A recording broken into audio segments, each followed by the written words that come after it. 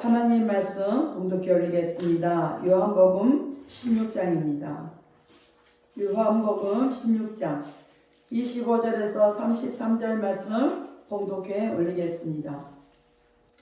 이것을 비사로 너희에게 일렀거니와 때가 이르면 다시 비사로 너희에게 이르지 않고 아버지에 대한 것을 밝히 이르리라.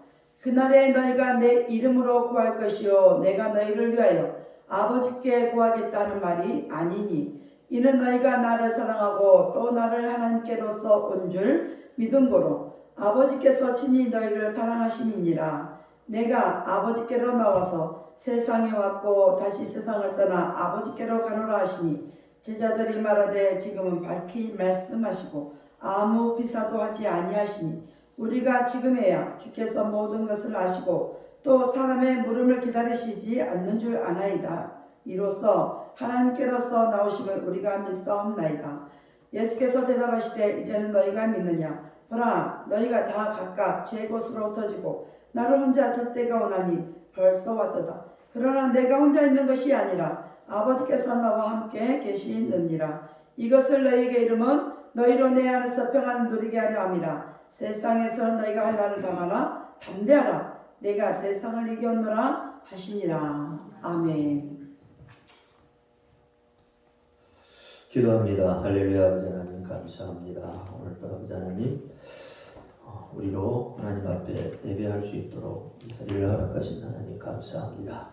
오늘 종이 요한복음 16장 25절부터 33절 말씀을 가지고 비사로 말씀하심이라는 내용으로 하나님의 말씀을 선포하려고 합니다. 종이 비록 부족하고 연약하고 입술이 우둔할지라도 오늘 종의 입술을 들어 사용하여 주옵시고 종의 입술로 선포되는 모든 말씀이 저들의 귀에는 하나님의 말씀으로 들려지기가 없어서 사람의 말, 종의 말로 듣지 않게 하여 주옵소서. 오늘도 깨닫는 은혜 주실 줄 믿사오며 우리 주 예수 그리스도 이름으로 감사하며 기도하옵나이다. 아멘. 오직 예수, 내게 예수님밖에 없습니다. 우리를 구원하실 분도 예수님 한 분밖에 없습니다. 주 예수 은혜와 평강이 여러분에게 임할지어다. 아멘. 베드로의 신앙 고백합니다. 예수님 당신은 그리스도시요 살아계신 하나님의 아들이십니다.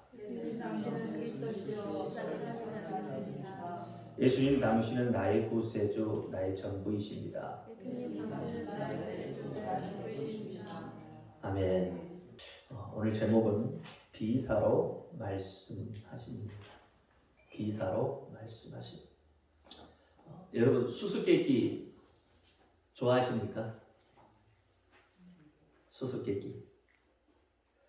어렸을 때는 이 수수께끼 놀이를 많이 했죠. 아마 지금도 이 수수께끼에 대해서 많은 관심들을 가지고 풀며 재미있어 합니다. 수수께끼도 여러 가지가 있죠.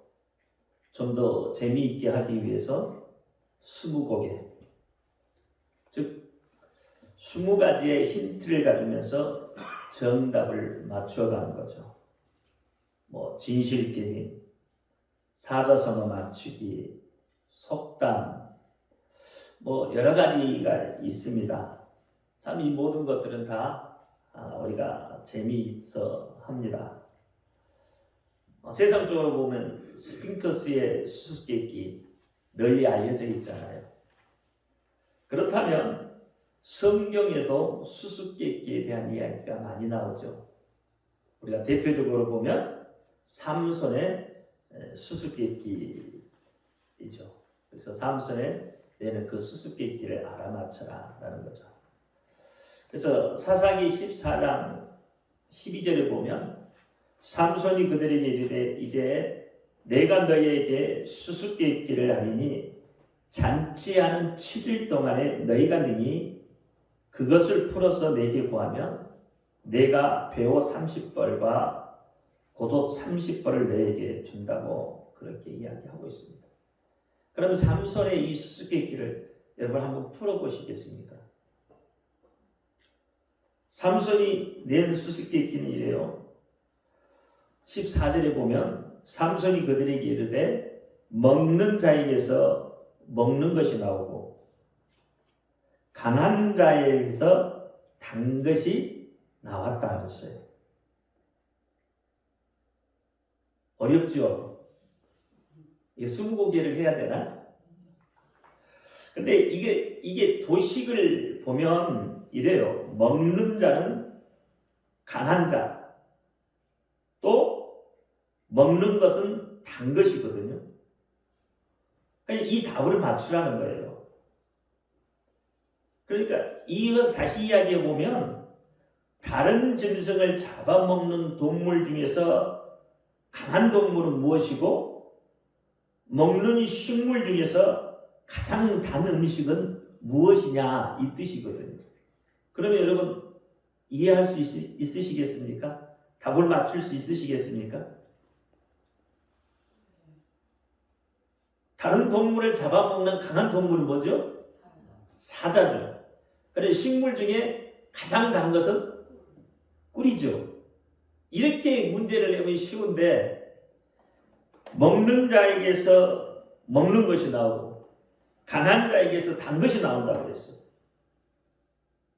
이 답을 이제 맞추게 되죠. 무엇이 꿀보다 달겠으며 무엇이 사자보다 강하겠느냐 이렇게 이야기를 합니다. 그러면 이 삼손의 수수께끼를 통해서 우리가 무엇을 알 수 있겠느냐는 거죠. 여러분 수수께끼는 그냥 내는 게 아니에요. 그 속에 뭔가 말하기 위해서 수수께끼를 냈다 이 말이죠. 그러면 삼손이 낸 이 수수께끼를 통해서 이 사건을 통해서 우리가 알 수 있는 것은 삼손의 오만함을 알 수 있죠. 남들은 전혀 모를 것이라는 그런 오만함, 또 인정에 속아버린 그래서 믿음을 저버리는 삼손의 모습을 볼 수 있고 나중에 그것을 깨닫고 다시 돌이키는 삼손의 모습을 우리가 볼 수가 있는 거죠. 그래서 여인의 간절한 애원 속에서 삼손은 말하지 말아야 될 일을 말하고 말아요. 그렇죠. 우리가 신앙생활을 하면서 보지 말아야 할 것들을 보고 가지 말아야 할 곳을 가고 먹지 말아야 할 것을 먹고 만다는 이야기입니다. 이것을 레위기에서 보면 레위기 1장에서 보면 그렇게 말해요. 이스라엘 자손에게 구하여 이르라. 너희 중에 누구든지 여호와께 예물을 드리려거든 생축 중에서 소나 양으로 예물을 드릴지니 라고 했어요. 레위기 1장 2절에. 그럼 레위기 1장 2절에 누구든지라는 것은 거룩하게 구별된 자이거든요. 이스라엘은 거룩하게 구별되었습니다. 근데 2장에 가서 2장 1절에는 달리 이야기합니다. 누구든지라고 똑같이 이야기하지만 2장의 1절은 무슨 이야기냐면 믿지 않는 누구든지라는 이야기예요. 거룩하게 구별되지 않는 이런 이야기거든요. 그러니까 레위기 1장 2절에 이 누구든지는 거룩하게 구별된 자란 말이에요. 그러면 거룩하게 구별된 자, 삼손은 어떤 사람입니까? 나실인이잖아요. 그러니까 삼손은 거룩하게 구별된 자예요. 거룩하게 구별된 나실인으로서 행동을 해야 되는데 그렇게 하지 못했다는 거예요. 그래서 거룩하게 구별된 자는 번제의 희생의 가죽을 벗기고 각을 뜨고 그 뜬 각과 머리와 기름을 단 위 불에 놓고 나무에 벌려 놓고 그 내장과 정경이를 물로 깨끗이 씻으라 이렇게 이야기하고 있어요. 그럼 이 속에서도 하나님의 의도, 하나님이 감추어 놓은 비밀들이 있겠죠. 하나님이 이 말씀을 듣고 우리가 깨달으라고 하는 내용이 있어요. 그러면 나실인 거룩하게 구별된 그런 우리는 뭐 어떤 사람이죠? 하나님으로부터 세상으로부터 거룩하게 구별된 자이죠. 그러면 거룩하게 구별된 자는 하나님 앞에 번제, 예배를 드려야 되는데 그 예배를 드릴 때 어떻게 드려요? 자기를 죽임으로 드리는 거예요. 목숨을 끊으라는 이야기가 아닙니다. 자기의 생각도 죽이고 자기의 모든 것을 다 죽이라는 이야기예요. 그리고 그래야만 누구의 소리가 들려요? 하나님의 소리가 들려온다는 거예요. 번제는 완전히 태워놓은 거잖아요. 태워드리는 거잖아요. 그래서 희생의 가죽을 벗기라. 그럼 이 희생의 가죽은 뭐예요? 예수 그리스도예요. 예수 그리스도의 옷을 벗기시잖아요. 수치를 보여드리는 거예요. 하나님 앞에 우리가 감출 게 없는 거예요. 다 드러내게 되어 있는 거예요. 그렇죠? 그리고 각을 뜨라고 했어요. 각을 뜬다는 것은 구별하라는 얘기예요. 구별하라. 그리스도인과 세상은 구별되어져 있습니다. 그리고 그 뜬 각과 머리라고 했어요. 머리는 생각을 의미합니다. 우리 속에는 수많은 생각들이 들어있어요. 수많은 잡생각들이 들어있습니다. 지금 여기에 앉아 있어도 이 머릿속에는 다른 것 생각하고 계시는 분도 있어요. 그렇죠? 그러니까 하나님 외에 다른 것을 생각하고 있으면 그것을 어떻게 해요? 버리라는 거예요. 제거하라는 거예요.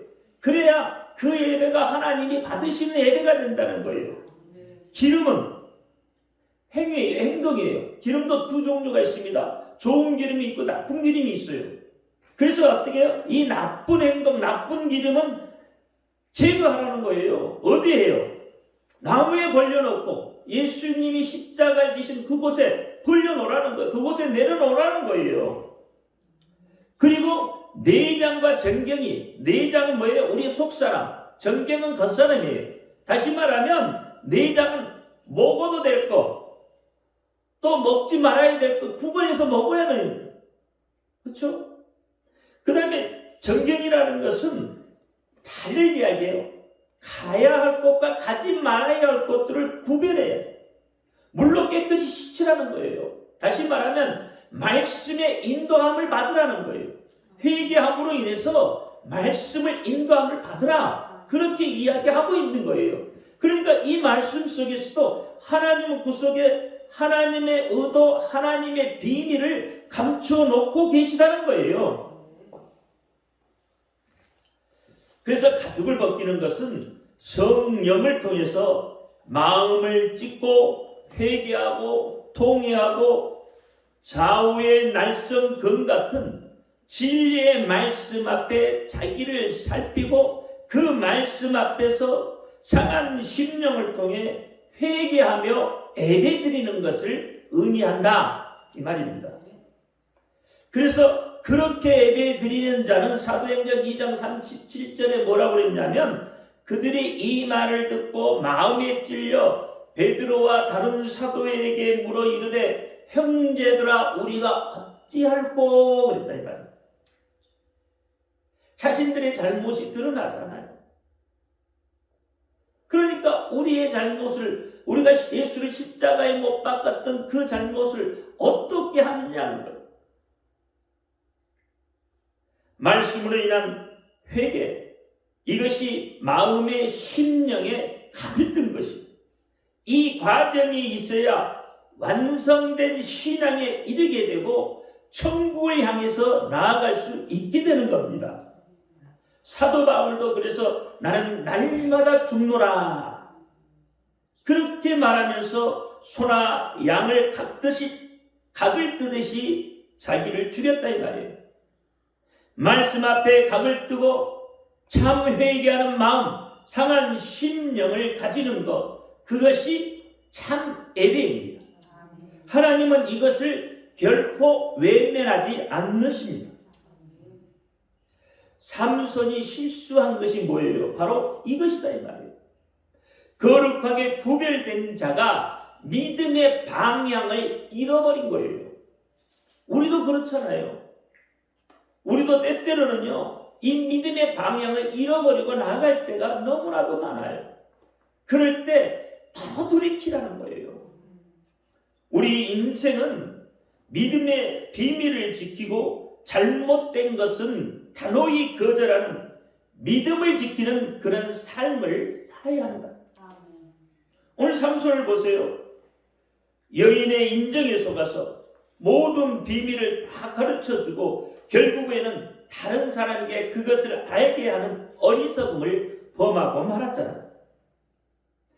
자신이 하나님의 능력의 사람이라는 사실을 망각해 버리고 세상 유혹에 인정에 도취되어 버렸단 말이에요. 동조해 버렸단 말이에요. 그래서 부끄러운 삶을 살게 되죠. 여러분, 우리는 이것을 자각해야 됩니다. 삼손을 보면서 그리스도인의 삶은 세상과 구별된 삶이라는 것을 자각할 수 있어야 되는 거예요. 내 생각과 하나님의 생각을 구별하고 하나님 나라와 세상을 구별할 줄 알아야 합니다. 그래야 성령의 인도함을 받아서 이 세상을 능히 이기며 감당할 수 있는 능력의 사람이 된다는 거예요. 이렇게 성경에는 수수께끼를 통해서 우리에게 수많은 교훈과 깨우침을 주고 계시다는 거예요. 이 외에도 솔로몬을 시험한 그 시바의 여왕의 수수께끼도 참 재미있는 일하더라고요. 하나님께서 이처럼 하나님의 의도를 감추어 놓으시고 그것을 찾고 발견하는 자에게 하나님의 모든 것을 알려주시겠다고 했어요. 가르쳐 주시겠다고 했어요. 함께 하시겠다고 했어요. 그러면서 하나님께서 가지고 계신 모든 것을 유업으로 물려주시겠다고 약속을 하고 계시다 이 말이에요. 갈라디아서 3장 29절에 너희가 그리스도께 속한 자면 곧 아브라함의 자손이요 약속대로 유업을 이을 자니라. 4장 7절에도 그러므로 내가 이후로는 종이 아니요 아들이니 아들이면 하나님으로 말미암아 유업을 이을 자라. 우리는 그리스도인이죠. 하나님의 자녀이잖아요. 그러니까 하나님이 가진 모든 것을 유업으로 받을 권리가 있는 자들이에요.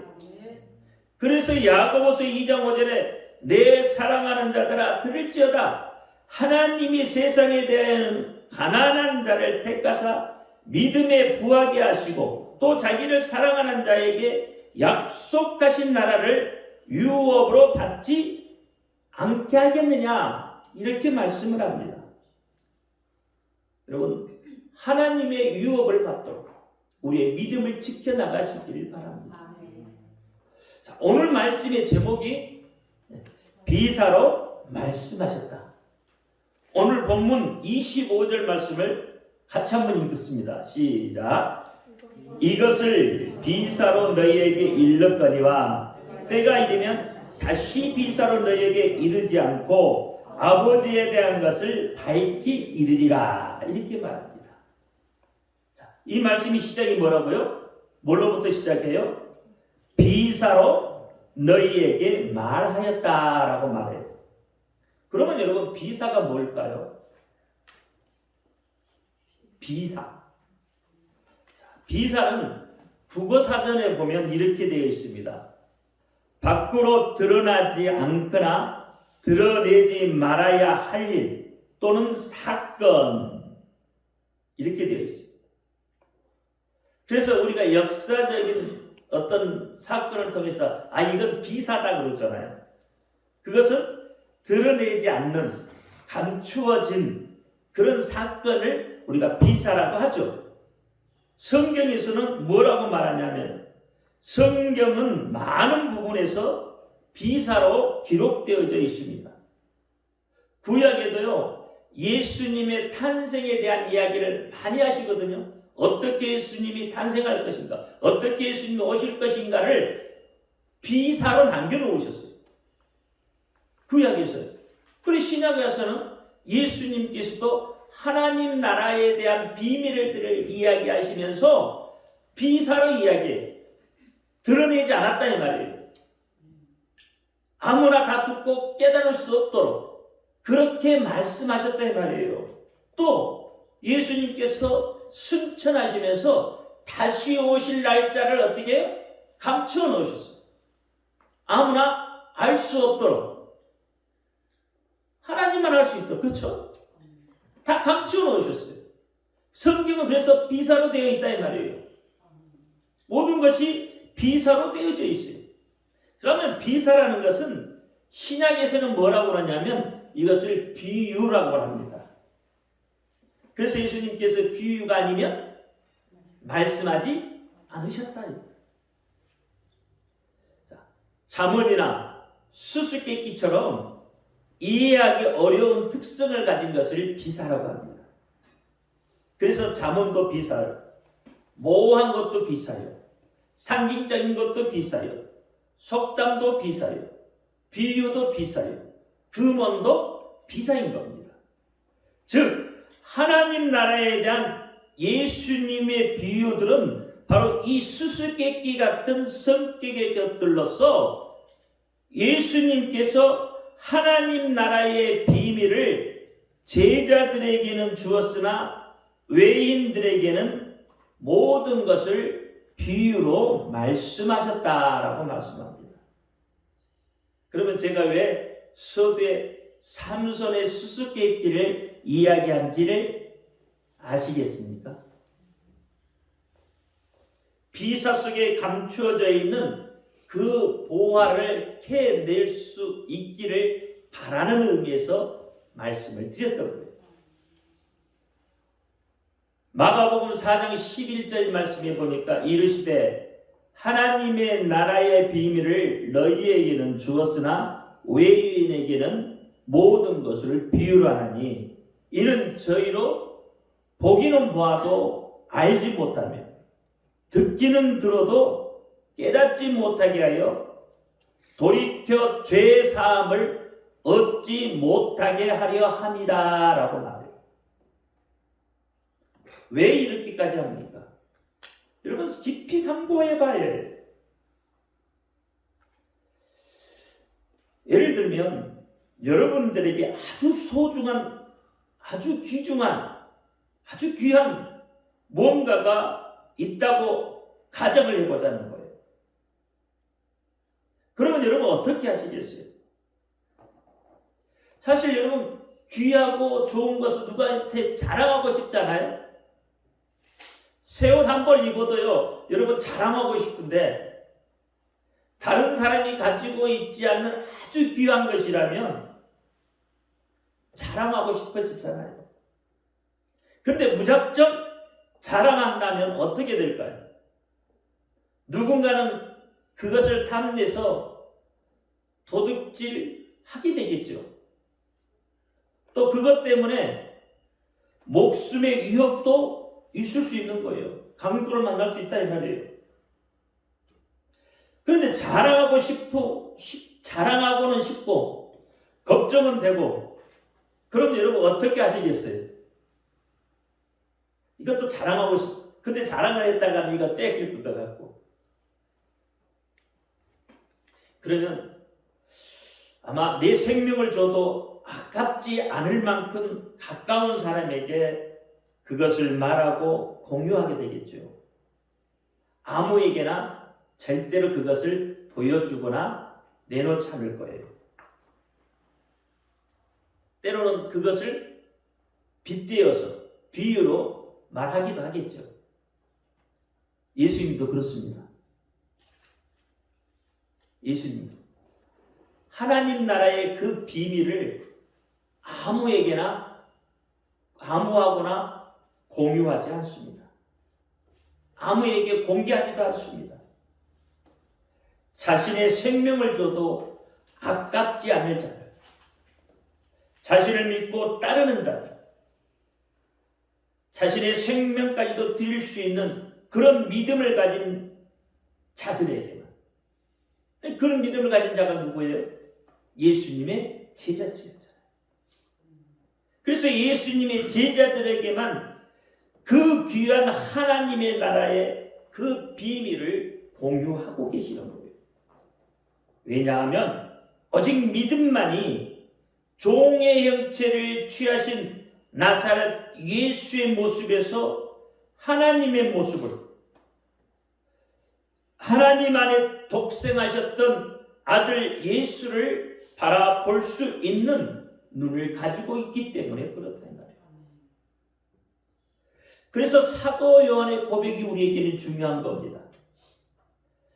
사도 요한의 고백이 요한복음 1장 1절에 뭐라고 그랬어요?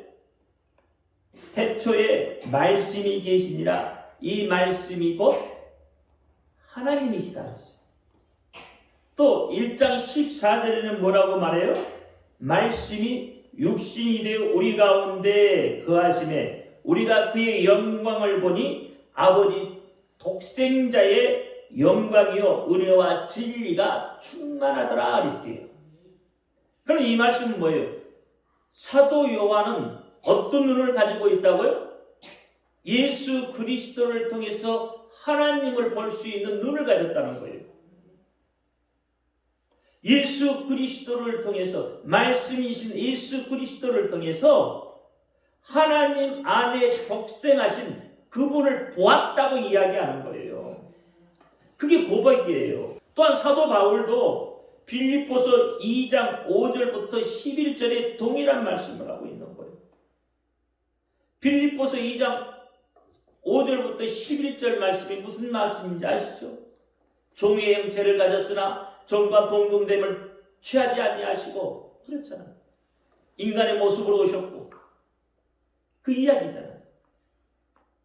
그래서 사도 바울도 동일하게 그 속에서, 예수 속에서 하나님을 보았다는 거예요.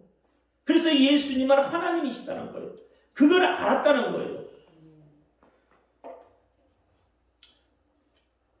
그래서 사도 바울을 사도라고 칭하는 거예요.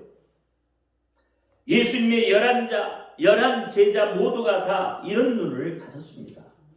그래서 11제자 중에 10제자가 순교하잖아요. 10제자는 순교합니다. 마지막 한 제자, 11번째 제자는 어떻게 해요? 마지막까지 하나님의 나라에 대해서 기록을 하고, 또 12제자 중에 하나는 누구죠? 가룟유다. 가룟유다는 그 눈을 가지지 않았어요.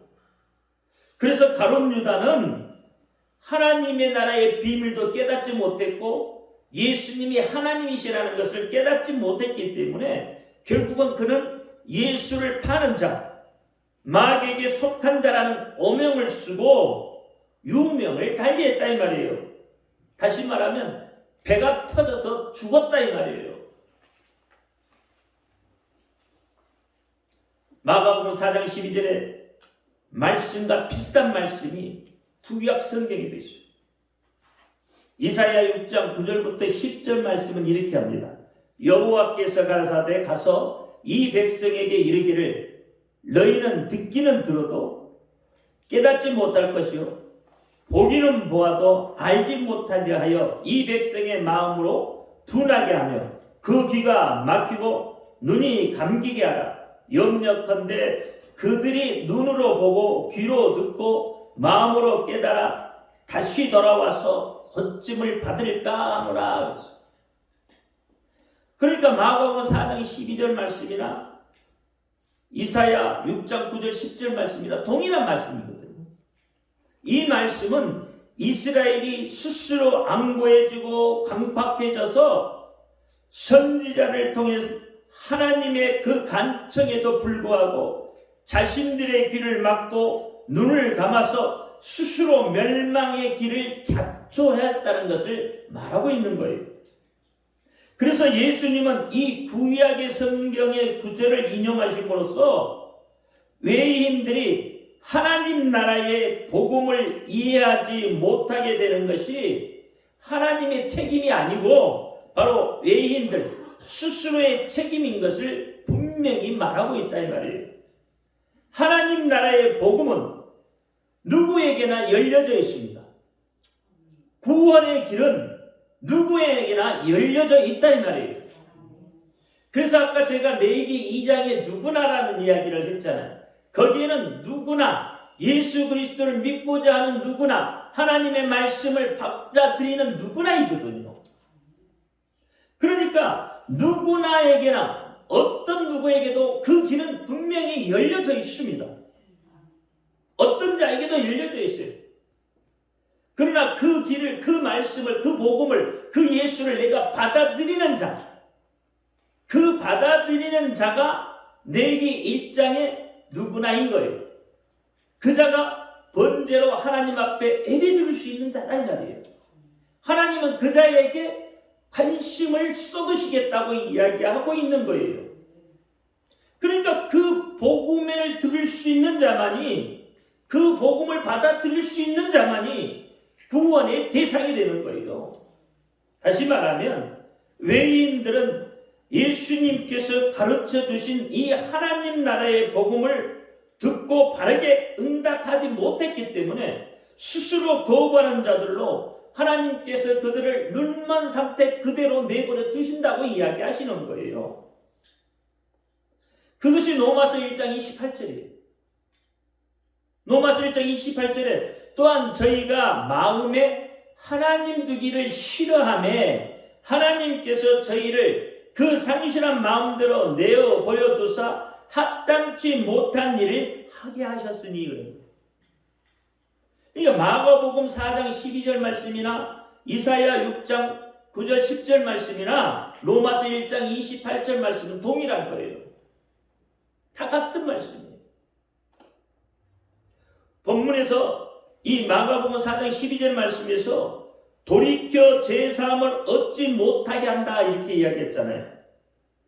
그것은 완악한 복음을 거부한 또 정죄로 인한 그들의 비극적인 운명을 선포한 것 같지만 예수님은 이 말씀을 통해서 그 속에 감추어진 예수님의 참 속내, 예수님의 참된 마음, 그 마음을 그 속에 감추어 놓으셨다 이 말이에요. 즉 다시 말하면 예수님께서는 궁극적으로 그 백성들에게 그 같은 심판과 형벌의 메시지를 제공함으로 인해서 오히려 그러한 어떤 충격을 통해서 그들로 하여금 깨달음과 회개를 촉구하고 계시다 이 말이에요.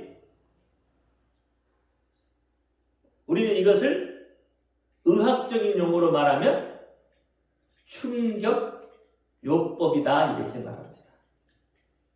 충격요법. 여러분 충격요법은 주로 기억상실자에게 이야기 쓰는 거예요. 그렇죠? 그래서 어떤 충격을 받아서 돌이키라고 하는 거예요. 그러니까 하나님께서도 이렇게 말씀하시는 것은 뭐예요?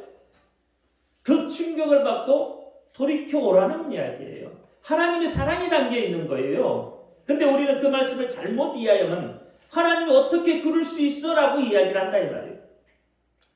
여러분 우리도 그렇습니다. 우리도 기억상실증에 걸려 있어요. 우리를 만드신 분이 누구세요? 하나님이시잖아요. 우리를 사랑하시는 분이 하나님이세요. 그렇죠? 근데 이것을 망각해요. 뭐 때문에 망각합니까? 세상의 환경, 여건 이런 것들 때문에 망각해요. 그래서 세상과 타협을 해요. 마치 삼손처럼 세상과 타협하고 그리스도인으로서의 그 긍지를 잃어버리는 거예요. 그리스도인으로서의 자부심을 잃어버리는 거예요. 나는 하나님의 백성이라는 걸 잃어버린 거예요. 그래서 어떻게 하나님 앞에 범죄한다 이 말이에요. 그러니까 결국은 뭐예요? 이 충격요법이 아니면 기억을 되살릴 수가 없는 거예요. 하나님 앞에 돌아올 수 없기 때문에 하나님이 그가 처방을 하신다 이 말입니다. 하나님 예수님의 말씀과 행위가 하나님 나라를 이해하지 못하는 자들에게는 그처럼 수수께끼 같은 것입니다. 오늘 우리도 하나님의 말씀이 들려지지 않고 깨달아지지 않는다면 바로 이 영적인 이해가 결여되어 있어요. 우리의 영이 지금 잠들어 있다는 거예요. 진리를 받아들이기를 거부하는 완고한 심령과 술수, 즉 자신의 깨 때문에 서두에 말씀을 했던 것처럼 삼손은 어찌 보면 자신의 술수와 깨 때문에 망한 사람이다 이 말이에요. 예수님의 제자들도 영적 이해가 결렬되었을 때 예수님의 그 십자가의 고난을 이해하지 못했고 예수님의 십자가의 그 길을 가는 길을 만류하고 있었잖아요. 마태복음 16장 22절에 베드로가 예수를 붙잡고 가나이에 가로되 주여 그리마옵소서 이 일은 결코 주에게 미치지 아니하겠나이다 했어요. 무슨 뜻이죠? 결코 이 일이 예수님 앞에 미치지 못할 것이다. 그건 뭐예요? 베드로가 어떻게 내가 예수님이 지켜줄 테니까 절대 예수님 그럴 일이 없습니다. 이런 이야기 아니에요? 하나님이 계획하신 일을 사람인 베드로가 마구 서고 있다는 이야기. 우리 이런 일들 많이 하십니다. 하나님의 뜻이라고 이야기하지만 사실은 뭐예요? 내 생각, 내 방법, 내 경험대로 따라가고 있어요. 사랑하는 성도 여러분, 우리는 오늘 본문 요한복음 16장 25절 말씀을 잘 기억해야 됩니다. 25절 말씀이 이것을 비사로 너희에게 일렀거니와 때가 이르면 다시 비사로 너희에게 이르지 않고 아버지에 대한 것을 밝히 이르리라 그랬어요. 비사로 너희에게 일렀거니와 그랬잖아요. 그것은 예수님 당신께서 비사로 말씀하신 것은 완악한 바리새인, 서기관, 사두개인 같은 이들에게 하나님의 비밀을 감추시고 있는 이유는 그들이 진리는 알고는 있지만 다시 세상에 얽매여서 멸망의 종들이 되어버린 거짓 교사, 거짓 선지자들과 그들의 추종자에 대해서 경계하라고 비유를 통해서 이들에게 말씀을 하고 계셨다 이 말이에요. 그렇죠? 오늘 여러분 잘 깨달으셔야 됩니다. 오늘날 얼마나 거짓 선지자들이 판을 치고 있는지요. 잘 깨달으셔야 돼요. 예수가 아니면 답이 없습니다. 예수의 이름이 아니면 답이 없어요. 오늘 본문에서도 그렇잖아요. 내 이름으로 그러잖아요. 그래서 여러분 잘 깨달으셔야 돼요. 자꾸만 생각을 해보면 저들이 거짓 선지자들이라는 것을 금방 알 수 있어요. 하나님의 말씀에 비추어서 보면 금방 알 수 있는 일이에요. 그런데도 왜 현혹이 됩니까? 자신의 이득 때문에, 자신의 사고 때문에 그렇게 되어지는 거예요. 그래서 그들에게 개가 토하였던 것에 돌아가고 소경이 소경을 인도하고 회칠한 무덤 같다고 말하는 거예요. 겉으로는 아름답게 보이나 그 안에는 죽은 사람의 뼈와 모든 더러운 것들이 가득하다고 이야기하는 거예요. 그러니까 이들에게는 비유로 말씀하실 수밖에 없다 이 말이에요. 그들은 깨달지를 못해요. 만약에 이들이요 천국 비밀을 안다면 천국은 어떻게 되겠습니까? 천국이 어떻게 되겠습니까? 천국이라는 것은 그렇잖아요. 거룩하게 구별된 곳이잖아요. 죄인들이 도대체 갈 수 없는 곳이잖아요. 그런데 죄인들이 그것을 깨닫고 거짓 선지자들이 그것을 깨닫고 거기에 가게 된다면 그들이 거기 가서도 또 동일한 것을 하지 않겠어요? 그러면 천국은 어떻게? 지옥과 똑같아지는 거예요. 그래서 그들에게는 비사로 깨닫지 못하게 하셨다 이 말입니다. 여러분 에덴 동산도 그렇잖아요. 에덴 동산을 하나님이 아름답게 만들어 놓으셨어요. 그리고 그곳에 아담과 하와를 넣으셨어요. 근데 그 아름다운 곳에 누가 들어왔죠? 타락한 천사. 그렇죠? 뱀이 들어온 거예요. 루시퍼가 들어왔잖아요. 그래서 하와를 꼬시고 아담을 꼬셨잖아요. 그 결과 그 아름다운 동산에 쫓겨나고 두 번 다시 그곳에 들어가지 못하게 만들었잖아요. 그러니까 비사가 아니면 알 수 없도록 그렇게 하나님께서 만들어 놓으셨단 말이에요. 그런데 이제는 비사로 말하지 않고 밝히 말하겠다고 말씀을 하고 있습니다. 이 말씀은 예수님께서 십자가에 죽으시고 부활하신 후에 보혜사 성령이 오시면 이제 모든 것이 밝혀 드러나게 될 것이라는 거죠. 이제는 더 이상 숨기지 않겠다는 거예요. 밝히라는 단어는 이 말하는 것이 기탄 없이 자유로운 것, 공공연하게 솔직하게 말하는 것을 밝히 그랬다.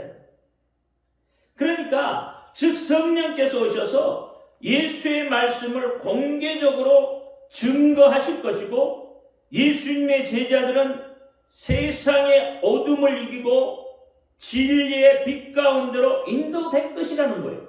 그리고 예수를 받아들이는, 복음을 받아들이는 예수의 사람들은 예수님이 어떤 분이라는 것을 공공연하게 외치게 될 것이라는 거예요.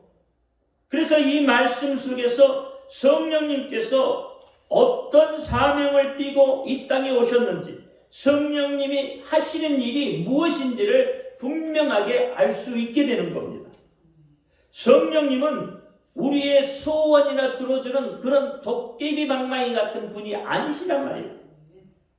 성령님의 역사하심은 결국 예수 그리스도를 증거하시기 위해서 하시는 거예요. 우리의 질병을 고쳐주시는 것도, 우리의 가난을 뛰어넘어서 부하게 하시는 것도, 우리에게 은사를 주시는 것도 다 예수 그리스도를 증거하기 위한 한 방편으로 주시는 것이다 이 말이에요. 그래서 성령님은 예수님을 증거하시기 위해서 이 땅에 오신 분이세요. 그래서 사도행전 2장 4절에 저희가 다 성령의 충만함을 받고 성령의 말하게 하심에 따라 다른 방언으로 말하기를 시작하니라 그랬어요. 성령이 그들에게 임하시니까 그들이 다 똑같은 말로 말했다 이 말이에요. 자, 11절에 보니까요, 그라데인과 아라비아인들이라 우리가 다 우리의 각 방언으로 하나님의 큰 일을 말함을 듣는다. 성령이 역사하시니까 어떻게 해요? 각 다른 나라 말로 하지만 동일하게 들었다 이 말이에요. 하나님의 큰 일이 뭐예요? 예수 그리스도를 증거하는 거예요. 그게 하나님의 일이에요. 그래서 36절에 베드로의 설교를 듣고 그들의 마음에 찔림을 받았다고 하는 겁니다. 그런즉 이스라엘 온전히 정령할지니 너희가 십자가에 못 박은 이 예수를 하나님이 주와 그리스도가 되게 하셨다. 여러분, 성령님은 예수 그리스도를 증거하시고 우리로 하여금 회개케 하는 일을 하시는 겁니다.